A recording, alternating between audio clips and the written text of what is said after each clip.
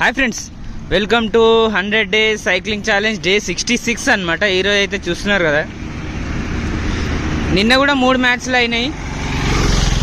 3 మ్యాచ్లో ఒక match England, ఒక మ్యాచ్ శ్రీలంక, ఒక మ్యాచ్ న్యూజిలాండ్ అయితే గెలిచిందనమాట. అరే నేపాల్ అయితే సూపర్ ఆడింది బ్రో.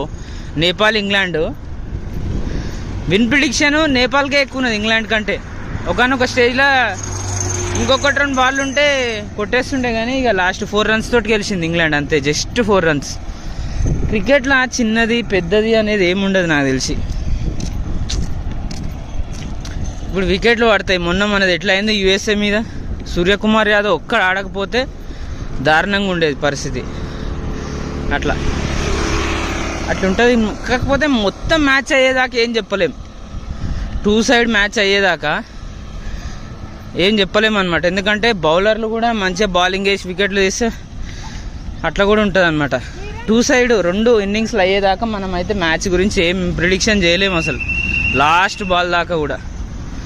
అది సంగతి. Day 66, let's go.